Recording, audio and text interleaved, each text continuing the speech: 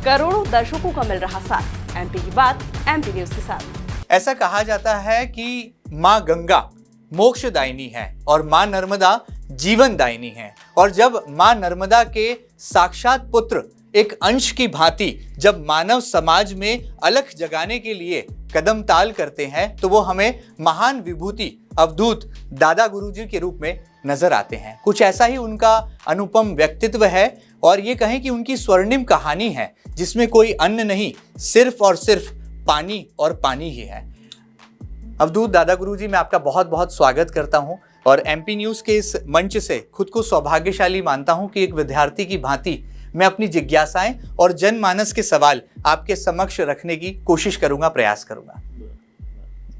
दादा गुरुजी, हमने आपके बारे में देखा कि नर्मदा मैया से आपका जो प्रेम है, हमें ऐसा लगता है कि जैसे नर्मदा मैया ममतामयी आंगन में आंचल बिछाए हुए हैं और उनके पुत्र की भांति आप जो है देश और समाज को दिशा निर्धारण कर रहे हैं, प्रकृति से प्रेम के प्रति अलख जगा रहे हैं। माँ नर्मदा मैया के प्रति आपका ये जो प्रेम है, इसकी भाव अभिव्यक्ति कैसे आप शब्दों के माध्यम से करना चाहेंगे? देखो, जिसको आज दुनिया नदी के रूप में देख रही है, दुनिया हर एक राष्ट्र की एक संस्कृति होती है। ऐसे ही इस देवधरा भारत की एक संस्कृति है जो प्रकृति को, नदियों को और इस धरा को माँ के रूप में देखती है और पूजती है।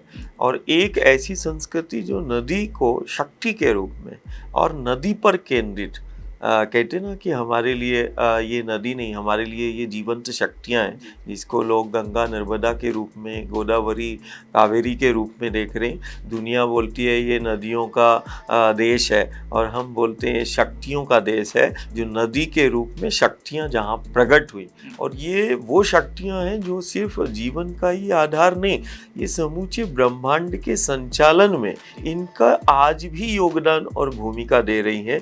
और आने वाले समय में ये निश्चित है कि ये सदी, ये युग आने वाले समय में इस सनातन, इस संस्कृति की जीवंत प्रामाणिकता, जिसे हम नदियों को से जोड़ती है, एक ऐसी संस्कृति जो माटी से जोड़ती है, एक ऐसी संस्कृति जो पेड़ पहाड़ों को परमात्मा ईश्वर के रूप में मानती है, एक ऐसी संस्कृति ये सनातन है इस देव धरा भारत की, जो प्रत्येक जीव से प्रेम करना सिखाती है।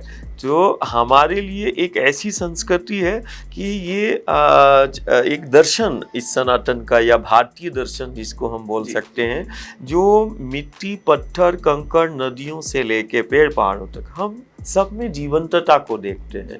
और यही हमारी जीवंतता का, जीवन का आधार है। तो दुनिया के लिए हो सकता है वो बहता हुआ पानी है, दुनिया के लिए हो सकता है कि एक रिवर है, एक नदी है। हमारी संस्कृति में जीवंत प्रामाणिकता है कि हमें नदी के रूप में साक्षात भगवती, नदी के रूप में हमें साक्षात शक्तियाँ प्राप्त है। तो ये शक्ति पर केंद्रित जीवन है, ये शक्ति पर केंद्रित हमारी साधना है। ये सनातन, जिसे कहते हैं ना देह में एक आत्मा होती है, ऐसे ही गंगा नर्मदा ये सनातन की आत्मा है। इसके बिना हमारा सिर्फ जीवन ही नहीं, हमारा अस्तित्व ही नहीं है, ना धर्म का, ना जीवन का और ना किसी चीज़ का। तो कहीं ना कहीं जिसको हम नदी के रूप में देख रहे हैं, नर्मदा, ये दुनिया का सबसे असाधारण शक्ति है।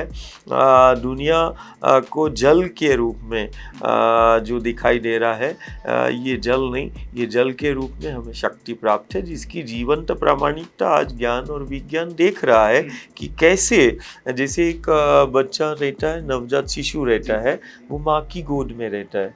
अब माँ की गोद में जैसे बच्चा रहता है तो उसको कोई 6 महीने तक अन्न द्रव्य नहीं दिया जाता, वो माँ के आंचल पर ही केंद्रित रहता है और वो बड़ा हष्टपुष्ट रहता है और उसका विकास भी होता है।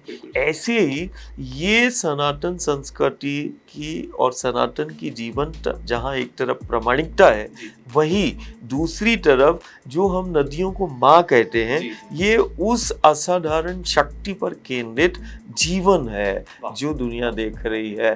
तो हमारे लिए जल, उसके तट के कंकड़ पत्थर, ये पर्वत, पेड़। अब तो सिर्फ जल ही नहीं, हम वायु पर चलते हैं। हम 35 से 40 किलोमीटर हम वायु पर परिक्रमा करते हैं। हम वायु पर आज भी, जैसे हम गांव नगर में आते हैं तो हम चलते समय जल का प्रयोग नहीं करते। हम 24 घंटे में सिर्फ 300 से 500 ml जो तुम्हारा पैरामीटर्स कहता है, हमारा इतना ही है। मतलब जल नहीं वो जीवन है, जल नहीं वो शक्ति है। और इस युग और इस सदी का सबसे बड़ा यही संदेश है कि हमें कहीं जब चारों तरफ कहते हैं ना संक्रमण आपदाओं का दौर चल रहा है, सारी दुनिया भयभीत है, और वो अपने जीवन को सुरक्षित करने में कि ऐसा कौन सी संस्कृति या कौन सी परंपराएं, मान्यताएं हैं जो हमारे गांव नगर को सुरक्षित कर दे। तो आज समूचा विश्व इसी संस्कृति पर और हमारी जीवन शैली पर ध्यान केंद्रित किए है कि एक ऐसी संस्कृति है जो हमें सुरक्षित कर लेगी, और एक ऐसी संस्कृति और परंपरा मान्यता है जो हमें माटी से और हमें नदियों से, प्रकृति से जोड़ेगी। यही धर्म की जीवंतता है। आपने शक्ति की बात कही, तो आपके अंदर भी एक ऐसी शक्ति है, क्योंकि आप जल पर जीवित संत माने जाते हैं। और ऐसा कहा जाता है कि माँ नर्मदा मैया आपको जीवन दे रही हैं, क्योंकि वो जीवन दायिनी है। विज्ञान भी हैरान है, कई डॉक्टर्स ने फिजिकल चेकअप किए, कई मेडिकल रिपोर्ट्स और रिसर्च आप पर की जा रही हैं।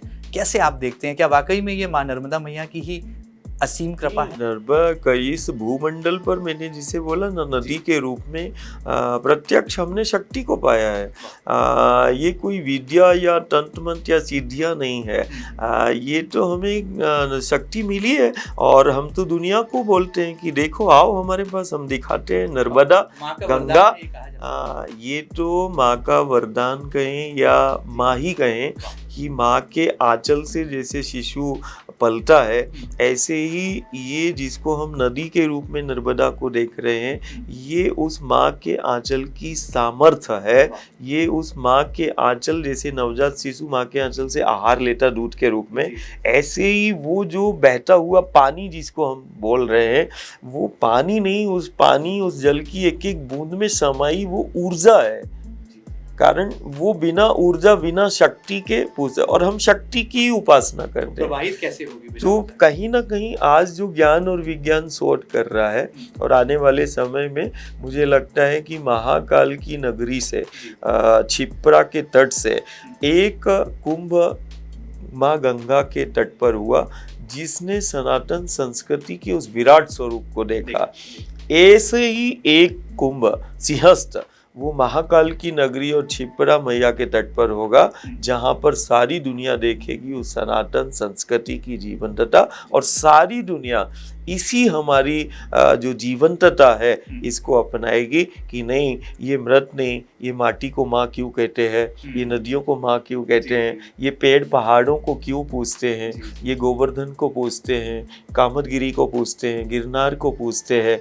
ये कहीं ना कहीं प्रकृति उपासना की ओर और प्रकृति पर केंद्रित जीवन शैली, व्यवस्था और विकास की ओर ये वैश्विक स्तर पर यही पथ ले जाएगा और प्रकृति से और इस संस्कृति से जोड़ेगा। आपकी बातें जब मैं सुन रहा था तो मुझे दिखा, जब देश के प्रधानमंत्री नरेंद्र मोदी जी नदियों को नदियों से जोड़ने की योजनाएं बनाते हैं, केन बेतवा लिंक परियोजना बड़ी महत्वाकांक्षी परियोजना है, 2 राज्यों को भी जोड़ रही है, नदियों को भी जोड़ रही है और लाखों की तादाद में किसानों को लाभान्वित कर रही है। आपकी नज़र में एक संत होने के नाते, आध्यात्मिक गुरु होने के नाते आपकी अभिव्यक्ति क्या है? प्रधानमंत्री जी भी क्या नदी प्रेम रखते हैं? और ये नदियों से नदियों को जोड़ने का जो प्रकल्प है, ये लगता है भविष्य के भारत को एक नई ऊंचाइयों पर ले जाएगा? नवाचार देवधरा भारत में जिसने जन्म लिया है, वो ऐसा कोई भी नहीं हो सकता कि जो अपनी सनातनी संस्कृति से प्रेम ना करता हो और जो अपनी माटी से का मान ना करता हो। और आज देश का जो नेतृत्व, जो व्यक्तित्व कर रहा है, वो कहीं ना कहीं उस सनातन, उस संस्कृति को जी रहा है। वो उसके लिए नदी नहीं है गंगा नर्मदा, उनके लिए वो माँ है। वो माँ के रूप में और जो आज आज़ादी के बाद में ये पहली बार देख रहा हूँ, चाहे प्रदेश के मुख्यमंत्री के रूप में हम देख रहे हों और चाहे राष्ट्र का नेतृत्व करने वाले नरेंद्र भाई के रूप में हम देख रहे हों, ये पहली बार हम देख रहे हैं जो सनातन संस्कृति पर खुलकर अपनी संस्कृति और अपनी सनातन की जीवंतता को रख रहे हैं, जो गंगा के तट पर सिर्फ डुबकी ही नहीं लगा रहे हैं, जो बद्रीनाथ, केदारनाथ और कभी अमरकंटक में जाकर सिर्फ पूज ही नहीं रहे हैं उस माँ की जीवंत अभिव्यक्ति की। हमें नदी नहीं, हमारे लिए भगवती है और यही हमारे राष्ट्र का आधार है। जैसे शरीर में मेरुदंड की भूमिका है, ऐसे ही हमने कई बार नर्मदा का, गंगा का महिमा महत्व को हमने उनके मुख से सुना और हमें बड़ी प्रसन्नता होती है कि वो हमारे लिए कोई ये नदियाँ नहीं, हमारे लिए तो जीवंत शक्तियाँ हैं और हम उसी संस्कृति की बात हम कर रहे हैं। दादा गुरुजी, एक सवाल और मेरे मन में है, युवा दिलों में भी है, क्या दादा गुरुजी को कभी गुस्सा आता है जल का जब अपव्यय वो देखते हैं या जब सूखी हुई नदियां देखते हैं, संघर्ष करता हुआ प्रकृति को देखते हैं और पाते हैं कि सूखी हुई नदियों को देखकर कभी भावुक होते हैं? उसको गुस्सा नहीं कहना चाहिए, एक चित्त विचलित हो जाता है। कभी कभी ये देखते कि जो पेड़ पहाड़ या किसानों को हम देखते हैं कि जो धरती का आंचल जिसको हमने माँ कहा, जो हमें अन्न दे रही है और वो फसल काट कर उसी माँ के आंचल में आग लगा देता है, जिस माँ के आंचल से उसका जीवन चल रहा है उसी माँ के आंचल को वो दूषित करता हुआ जब परिवार समाज को हम देखते हैं तो हम विचलित होते हैं और कभी कभी हम खुद को नहीं रोक पाते कि जिस प्रकार सिर्फ एक मैं घर परिवार को बोलता हूँ कि सिर्फ एक माँ का आंचल है, जो माँ के आंचल से प्राप्त होता है वो जगत की पूरी संपत्ति और दुनिया सब इकट्ठी हो जाए तब भी वो माँ के आंचल से जो चीज प्राप्त होती है वो नहीं बना सकता है, उसका उपकार भी कभी नहीं बना ही नहीं जा सकता। जैसे जननी के आंचल से वो बच्चे के जन्म के बाद जो आहार मिलता है वही आज विज्ञान कह रहा है वो जीवन का आधार हो जाता है। मतलब कितनी सामर्थ्य उस माँ के आंचल से प्रदत्त उस द्रव्य में है, उस अमृत जैसे में। तो आज विज्ञान भी कहता है जो माँ के आंचल से मिल रहा है वो आप दुनिया का कोई भी ऐसा तकनीक नहीं है जो उसको बना ले, चाहे वो धरती के आंचल से मिलने वाला अन्न हो और चाहे इस धरती के आंचल के ऊपर वो कल कल प्रवाहित होने वाला वो जल हो, ये नहीं बनाया जा सकता। तो जो माँ के आंचल से मिल रहा है वही मैं बोल रहा हूँ कि वही जीवन का और जगत का आधार है। तो जिस माँ के आंचल से हमारा जीवन है, जिस माँ के आंचल पर केंद्रित हमारी व्यवस्था है, जिस माँ के आंचल से हमारा सर्वस्व है, हमारा अस्तित्व है, हम गलत जीवन शैली के कारण, अपनी जरूरत और व्यवस्थाओं के कारण कहीं ना कहीं हम माँ के आंचल को, परिवार समाज को देखते हैं दूषित करते हुए।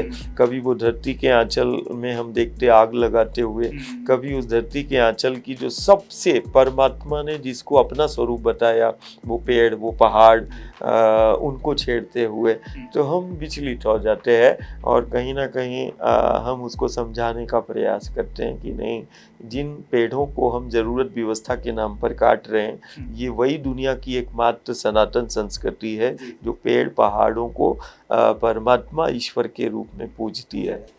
और यदि हमने भगवान बोला है, परमात्मा ईश्वर बोला है तो कोई तो बात होगी। और हमने ही नहीं, हम तो उन प्रभु श्री राम की वंदना करते हैं जो कामदगिरी से प्रार्थना करते हैं। हम उन कृष्ण का वंदन करते हैं जो गोवर्धन को अपना स्वरूप बताते हैं। हम उस गुरु की वंदना करते हैं जो वृक्षों को अपना स्वरूप बताते हैं। जो दुनिया के अंदर कहाँ होगी जो पेड़ों से, पहाड़ों से हम सिर्फ पूजा ही नहीं करते, हमारी सामर्थ्य है। हम तो पेड़ों से, प्रकृति से संवाद स्थापित करते हैं। ये हमारे सनातन की सामर्थ्य है जो माटी से संवाद करता है, नदियों से संवाद करता है। और हम तो सबसे बोलते हैं कि नहीं, एक एक घर बड़े गर्व के साथ, यदि इसकी जीवंत प्रामाणिकता कैसे अब दुनिया देखती है, वायु पर कोई खाने पीने वाला व्यक्ति भी 40 किलोमीटर, कोई 40-42 तापमान पे चलेगा तो वो 2 गिलास पानी पिएगा। लेकिन वायु पर तो मैं उनको बोलता हूँ देखो विंध्याचल की सामर्थ्य है, देखो ये सतपुड़ा की सामर्थ्य है, देखो ये हिमालय है, हमारे पास अरावली है, हमारे पास सिर्फ ये पर्वतमालाएं, तो विश्व की सबसे असाधारण पर्वतमालाएं, बोलती पर्वतमालाएं। यदि हमने पर्वतों को पूजा है, पहाड़ों को पूजा है, तो ऐसे ही नहीं पूजा है, हमने प्रमाणित किया है। और आज भी हम इस सदी में युग में प्रमाणित करेंगे कि ये जिसको विंध्याचल के रूप में देख रहे हो, ये सतपुड़ा के रूप में देख रहे, ये हिमालय के रूप में देख रहे, या फिर ये गोवर्धन, कामतगिरी और अरावली के रूप में, गिरनार के रूप में देख रहे, ये बोलती शक्तियां हैं जो पर्वत के रूप में, पहाड़ों के रूप में विराजमान है। हाँ। बिल्कुल, बहुत सुंदर। आपकी बात सुन रहा था तो मुझे ऐसा लगता है कि नर्मदा पर आप शुरू होते हैं, नर्मदा से ही आपका जीवन है, और ये जो सांसें चल रही हैं, मुझे लगता है ये भी प्रकृति पुत्र होने के नाते आप जो है प्रकृति से संवाद स्थापित कर रहे हैं। कहते हैं एक मैं ज़्यादा तो पढ़ा लिखा नहीं, लेकिन हमने देखा है कि आज सारी दुनिया प्राकृतिक आपदा और संक्रमण का शिकार हो रही है। एक तरफ हमारी संस्कृति है जो प्रकृति को माँ के रूप में पूजती है ना, तो हाँ, एक ऐसा है कि हम तो अपने राष्ट्र को भी माँ के रूप में देखते हैं, हम नदियों को भी माँ के रूप में देखते हैं, हम धरती को भी माँ के रूप में, और यहाँ तक कि वो जिसके लिए दुनिया पशु या जानवर के रूप में देख रही, वो गौ, उसको भी हम माँ के रूप में देखते हैं। तो ऐसा धर्म, ऐसी संस्कृति जो माटी से, प्रकृति से सिर्फ जोड़ती ही नहीं है, उससे संवाद स्थापित करती है, और प्रकृति में और उसमें अनंत शक्तियों का साक्षात्कार ही नहीं कराती, साक्षात उन शक्तियों से संबंध स्थापित करती है, और सबसे बेहतर, सबसे सुरक्षित जीवन जीने की वो बात करती है। ऐसी वो सनातन संस्कृति है। तो हमें लगता है कि आने वाले समय में दुनिया देखेगी, और दुनिया को इसी संस्कृति की आवश्यकता है। और ये साधना जिसको लोग बोल रहे हैं कि दादा जी वो वायु पर रहते हैं, जल पर रहते हैं, बड़ा कष्ट होता होगा, बड़ा दर्द होता होगा, तो मैं सबको बोलना चाहता हूँ, नहीं, बहुत आनंद आता है। देखो हम 18, 20, 22 घंटे हम चलते हैं, हम बहुत आनंद से रहते हैं, हमें किसी भी प्रकार का कोई तकलीफ नहीं है। हाँ, जैसे जैसे साधना का समय बढ़ रहा है, वर्ष बढ़ रहे हैं, हमारे अंदर उतना चमक और उतना इन कोशिकाओं में उतना जीवंतता आ रही है। तो अभी जैसे अमेरिका का कोई अनुसंधान विश्वविद्यालय है, उसने हमारे देश के प्रधानमंत्री को, नरेंद्र भाई को पत्र लिखा, और उसमें बोला कि नहीं, क्या ये साधना उस धरती को बचाने के लिए आधार हो सकती है। तो मैंने बोला कि वो आए, और उन्होंने आग्रह किया कि हम इस पर शोध करना चाहते हैं, तो वो खुला है। बहुत सुंदर। आपकी बातें सुन रहा हूँ तो आपने संबंध और संवाद की बात कही, तो एक संवाद आपका हुआ था बाबा प्रेमानंद जी के साथ भी, और पूरी प्रकृति प्रेम जो है राष्ट्र से निकला, वृंदावन का वो भी जीवन था। जी। ऐसा लगा कि दो साक्षात शक्तियों का मिलन हो रहा है। और अवधूत दादा गुरु जी की बात, जो उनसे निवेदन और आग्रह किया था कि नहीं, वृंदावन को, यमुना को, और उनके अब कभी कभी जब भक्त प्रेमी संवाद सुनते हैं और वो जब हमारे पास आते हैं, तो वो बोलते हैं कि नहीं, अब उन्होंने भी उस दिशा पर बड़ी तीव्रता से काम है। तो वो वृंदावन की बड़ी सहज और सिद्ध मूर्ति है, इसमें कोई संदेह नहीं। अच्छा, जैसा उनका नाम है वैसे ही उनका काम है। वाह, बहुत सुंदर आपने जो है इसको व्याख्या कर दी। हमने देखा कि आप हवाओं का रुख भी बदल देते हैं। इंटरनेट की तरंगों पर, सोशल मीडिया पर एक वीडियो आपका बहुत वायरल हुआ, मिलियंस ऑफ व्यूअर्स ने उसको देखा, जिसमें आप नर्मदा परिक्रमा के दौरान जब हवा का रुख तमाम भक्तों की तरफ सैलाब की तरह आ रहा है, आपने हवा का रुख ही मोड़ दिया। समझा नहीं, उसको दिखाओ क्या है वो। ऐसा उसमें नजर ऐसा प्रतीत होता है, फेसबुक पर वो वीडियो लाखों करोड़ों लोगों ने देखा है कि हवा का वो बवंडर आपके समक्ष बढ़ रहा है और आप उस हवा के रुख को ही बदल देते हैं। तो ये कैसे संभव है? इसमें भी कोई विज्ञान है या ये चमत्कार है, या ये नर्मदा मैया और वायु से आपका प्रेम है? ये वायु पे तो चलना होता है। कभी कभी कहते हैं ना, माँ के गोद में बच्चा खेलता रहता है, तो कभी कभी माँ भी खिलाती है, माँ भी चलाती है।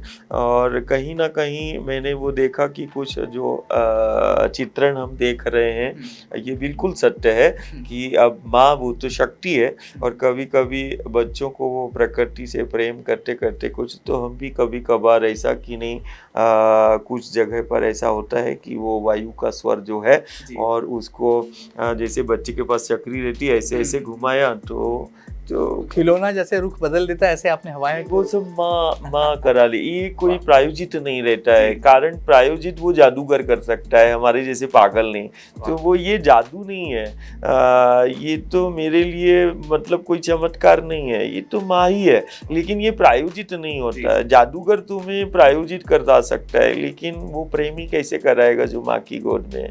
तो माँ के पथ पर ऐसे कई अनेक अनुभव वो हजारों लाखों भक्त प्रेमियों को हुए हैं और प्रत्यक्ष हुए हैं। तो वो माँ के पथ पर वो अनुभव हुए हैं। चलिए, आपका ज़्यादा समय नहीं लेंगे क्योंकि आपकी ऊर्जा का संचार मैं जैसे जैसे बात कर रहा हूँ वैसे वैसे बढ़ रहा है।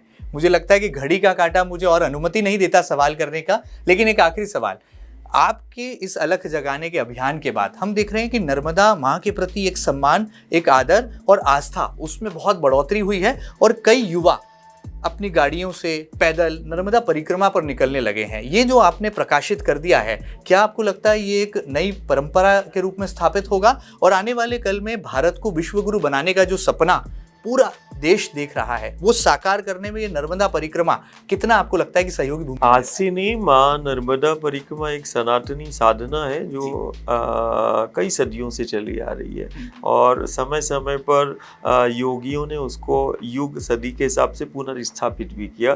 जैसे 200-250 साल पहले गौरी शंकर महाराज ने इस साधना को फिर से दुनिया के समक्ष लाए और यही साधना जिसको नर्मदा परिक्रमा कह रहे हैं, ये वैश्विक स्तर पर सनातन संस्कृति की जीवंत प्रामाणिकता और नर्मदा की महिमा और महत्व को वैश्विक स्तर पर स्थापित किया। और फिर से इस सदी का जो सबसे बड़ा महाकाल का संदेश है इसी नर्मदा परिक्रमा में छिपा हुआ है। और निश्चित आने वाले समय में और सिंहस्थ तक हम देखेंगे कि महाकाल की नगरी से महाकाल का संदेश निश्चित जो माटी से, प्रकृति से, गंगा नर्मदा से जोड़ेगा, आने वाले समय में वो दुनिया देखेगी और दुनिया जुड़ेगी निश्चित। तो ये साधना आधार बनेगी। मध्य प्रदेश के मुख्यमंत्री डॉक्टर मोहन यादव जी को कितना आशीर्वाद है दादा गुरु जी का। वो तो महाकाल की नगरी से हैं और महाकाल महाराजा के द्वार से निकले हैं और उसको सेवा का अवसर मिला है। तो वो तो वरद हस्त महाकाल का है और वरद हस्त वो गंगा नर्मदा का भी है, छिपरा का भी है। और जो जमीनी कार्यकर्ता रहता है और जब वो अपने संघर्ष से ऊपर उठता है तो निश्चित वो आज धरा के लिए, धेनु के लिए, नर्मदा के लिए, छिपरा के लिए, वो आज से नहीं, मैं तो उनको 15 वर्षों से देख रहा हूँ। जब वो मुख्यमंत्री नहीं थे उस समय भी हमने देखा और मुख्यमंत्री होने के बाद भी हम उनको देख रहे हैं, तो उनमें कोई बदलाव नहीं आया है। वो जैसे सेवा करते आए वैसे ही कर रहे हैं। तो आपका आशीर्वाद पूरा है। आखिर में जाते जाते गुरुदेव, आप क्या संदेश मध्य प्रदेश से देना चाहेंगे, क्योंकि भारत का दिल भी कहा जाता है, इस प्रदेश को हृदय प्रदेश की संज्ञा दी जाती है, तो इस दिल से कोई बात निकलेगी जो मुझे लगता है पूरे देश और दुनिया के दिलों को छू जाएगी। क्या परम संदेश होगा अवधूत दादा गुरु? हमारा सिर्फ एक ही संदेश, सिर्फ देश को नहीं दुनिया को हम साधना के माध्यम से देना चाहते हैं कि आज जब संक्रमण आपदाओं का दौर चल रहा है तो केवल एक सनातन संस्कृति इस देवधारा भारत की है और हम भारत के युवाओं से भी और घर परिवार को भी है कि अपनी माँ का मान करना है। जिस धरती को हमने माँ के रूप में पूजा,